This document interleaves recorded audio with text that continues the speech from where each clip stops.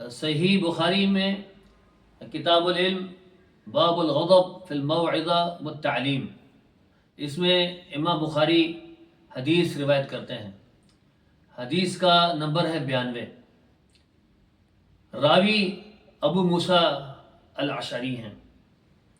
وہ کہتے ہیں کہ سئل النبی صلی اللہ علیہ وسلم عن اشیاء کرہها فلما اکثر علیہ غضب ثم قال للناس سلوني عما شئتم قال رجل من أبي قال أبوك حذافة فقام آخر فقال من أبي يا رسول الله فقال أبوك سالم مولى شيبة فلما رأى عمر ما في وجهه قال يا رسول الله إنا نتوب إلى الله عز وجل۔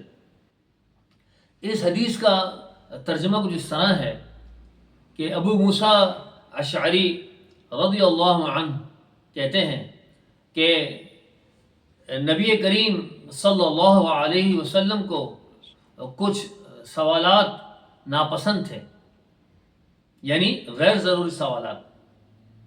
تو جب ایسے سوالات کی کثرت کی گئی تو آپ صلی اللہ علیہ وسلم جلال میں آ گئے، اور آپ نے غضب میں لوگوں سے یہ ارشاد فرمایا کہ مجھ سے جو پوچھنا ہے پوچھ لو، سلونی عما شئتم۔ اب شارحین کہتے ہیں اس جو جملہ ہے اس کے اندر لفظ عما کے اندر جو ما ہے وہ اپنے اندر عموم رکھتا ہے، یعنی دینی اور دنیاوی جو بھی تم سے سوال کرنا ہے تم مجھ سے پوچھ سکتے ہو اور میں اس کا جواب دوں گا۔ سلونی عما شئتم۔ اب ایک شخص نے کہ جس کے نسب میں طعن کیا جاتا تھا، ان کا نام شارحین عبداللہ بتاتے ہیں، انہوں نے ایک ایسا سوال کیا کہ جس کا تعلق غیب سے ہے، جس کو کوئی انسان جان نہیں سکتا۔ کوئی شخص کسی کے باپ ہونے کا اتنا ہی بتا سکتا ہے کہ میں تمہارے والد کے نکاح کے عقد میں شریک ہوا تھا، لیکن کوئی یہ شخص نہیں بتا سکتا کہ تمہاری پیدائش تمہارے والد کے نطفے سے ہی ہے۔ یہ ایک غیب کی بات ہے، ایک ایسا سوال ہے جس کا تعلق دین سے نہیں ہے، دنیا سے ہے۔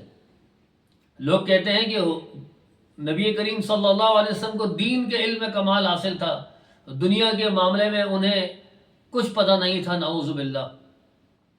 تو یہ حدیث ان کی غلط فہمی اور بد اعتقادی ختم کر سکتی ہے، کیونکہ حضور نے جو ان سے سوال کیا گیا کہ میرے والد کون ہیں، من ابی، تو آپ نے فرمایا کہ قال ابوک حذافہ، کہ تمہارے والد حذافہ ہی ہیں۔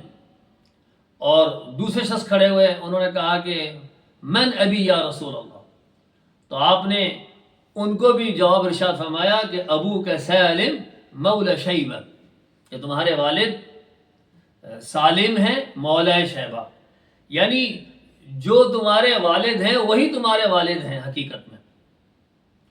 جب حضرت عمر رضی اللہ عنہ نے حضور کے چہرے اقدس میں غضب کے آثار دیکھے تو انہوں نے عرض کیا کہ یا رسول اللہ، ہم اللہ کی بارگاہ میں توبہ کرتے ہیں، یعنی ہم آپ سے معذرت چاہتے ہیں، آئندہ اب ایسے سوالات نہیں ہوں گے۔